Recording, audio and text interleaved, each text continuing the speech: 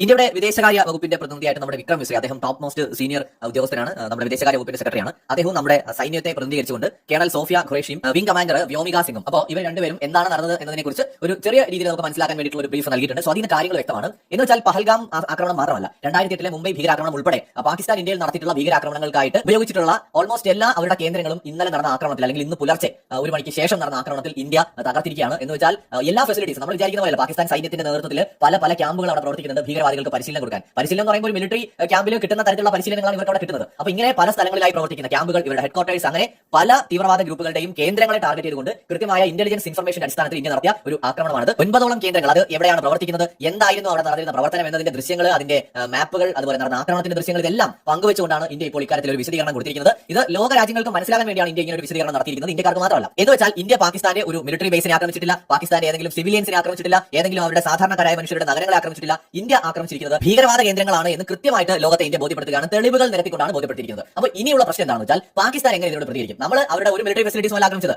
ഭീകരവാദ കേന്ദ്രങ്ങളാണ്, ഇത് ലോകത്തെ ഇന്ത്യ ബോധ്യപ്പെടുത്തുകയാണ്. ഇനി പാകിസ്ഥാന്റെ ഭാഗത്ത് നിന്ന് ഇന്ത്യയിലേക്ക് ഒരു ആക്രമണം ഉണ്ടാവുകയാണെങ്കിൽ തിരിച്ചടി എന്ന് പറയുന്നത് മറ്റു തലത്തിലേക്ക് പോകും. കാരണം എന്ന് പറയുന്നത് അതൊരു ചിലപ്പോൾ ഒരു വലിയ സൈനിക നീക്കത്തിലേക്കൊക്കെ നീങ്ങാൻ സാധ്യതയുണ്ട്. അപ്പോൾ ഇവിടെയാണ് പാകിസ്ഥാൻ ഇനി എന്ത് ചെയ്യുമെന്നുള്ള ചോദ്യം വരുന്നത്. കാരണം ഇന്ത്യയിൽ അവിടെ ഉള്ളതുപോലെ ഭീകരവാദ ക്യാമ്പുകളൊന്നും ഇല്ല തകർക്കാൻ. പാകിസ്ഥാൻ ഇപ്പോൾ തന്നെ ഇന്ത്യയുടെ ഏതോ മിലിറ്ററി കേന്ദ്രം, ഹെഡ്ക്വാർട്ടേഴ്സ് ഒക്കെ തകർത്തു എന്ന് പറഞ്ഞുള്ള വ്യാജ വാർത്തകളാണ് കൊടുക്കുന്നത്, ഇന്ത്യയുടെ യുദ്ധവിമാനം വെടിവെച്ചിട്ടു എന്ന് പറഞ്ഞിട്ട്. അപ്പോൾ ഇത്തരം വ്യാജ വാർത്തകൾ കൊടുക്കുന്ന പാകിസ്ഥാൻ എങ്ങനെയാണ് ഇനി തിരിച്ചടിക്കാനായിട്ട് പോകുക എന്നുള്ളതാണ്. അതും അവർ ഈ ഒരു ഇന്ത്യയുടെ അടുത്ത് നിന്ന് കിട്ടിയ തിരിച്ചടിയിൽ നിന്ന് പാഠം ഉൾക്കൊണ്ടുകൊണ്ട് ഈ ഒരു പ്രശ്നത്തിന് താൽക്കാലികമായിട്ട് അവസാനം ഉണ്ടാകും. അത് ഇനിയുള്ള ദിവസങ്ങളിൽ മാത്രമേ നമുക്ക് വ്യക്തമാക്കാൻ കഴിയുള്ളൂ. ഇപ്പോൾ ഇതോടെ എല്ലാം തീർന്നു എന്നൊന്നും നമുക്ക് പറയാൻ പറ്റില്ല. അപ്പോൾ നമ്മുടെ സൈനിക ഉദ്യോഗസ്ഥരുടെ അഭിപ്രായത്തിൽ നമുക്ക് അത് തന്നെയാണ് മനസ്സിലാവുന്നത്. പക്ഷേ ഇവിടെ ഇന്ത്യ 2-3 കാര്യങ്ങൾ വളരെ കൃത്യമായിട്ട് ഇവിടെ ഇന്ത്യ സൂചിപ്പിക്കുന്നത്. ഒന്ന്, ആ ഒരു ഓപ്പറേഷന് കൊടുത്ത പേര് ഓപ്പറേഷൻ സിന്ദൂർ. നമ്മൾ നേരത്തെ വീഡിയോയിൽ പറഞ്ഞു, സ്ത്രീകൾക്ക് ഭർത്താക്കന്മാർ മരിക്കുകയാണെങ്കിൽ, അവരുടെ ഭർത്താവ് മരിച്ചു പോയാൽ നെറ്റിയിൽ പിന്നെ അവർ സിന്ദൂരം ഇടാറില്ല.